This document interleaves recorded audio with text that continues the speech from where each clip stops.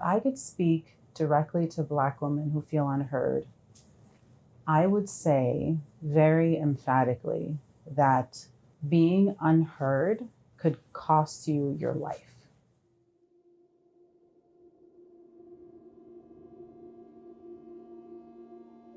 When I was 12 years old, I got my first period. After that period, I had another period and it lasted almost 3 months. The older I got, the more painful my periods would become.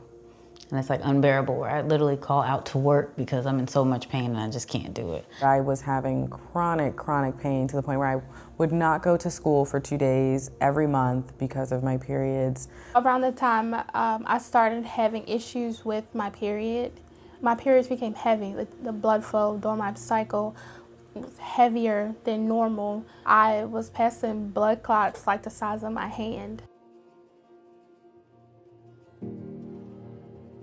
Then when I go to seek help, I'm explaining it to the provider about how I feel and what I'm going through, and she would just give me the basic, oh, take some Tylenol, you'll be fine. I saw my PCP and she did a bunch of screening and testing, and at that time she didn't diagnose me with PCOS. Even though I still knew, like, I have PCOS, like, I know I have PCOS, like, my periods are irregular, I had the hair on my chin, like, I had a hard time losing weight, and I told my doctor that, and most of them just offer you, like, Ozempic or Mounjaro nowadays. I don't want to get on Ozempic, but I want to figure out what's wrong with my body. So, like, why are my hormones so out of whack? So we notice that Black women take, on average, about 6 to 10 years before they'll get diagnosed with endometriosis or fibroids. And there are several factors that play into this. There is medical bias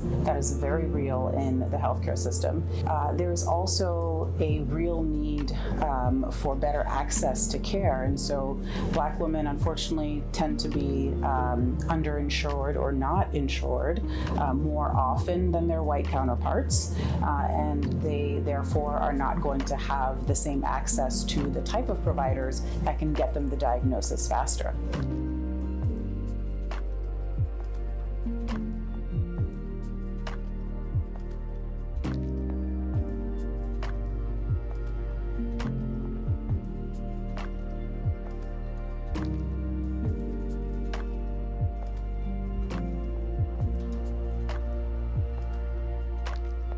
When we share our stories, it empowers other people to also be transparent and share their own stories and journeys. And we don't know what we don't know. And if I keep this to myself, who is it benefiting? Who is it helping? Nobody.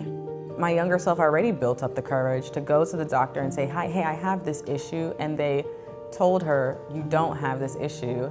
I would say to my younger self, you know, keep fighting, but I would also say to my younger self, like, I am proud of you for the step that you took, and you did not fail yourself. The system failed you.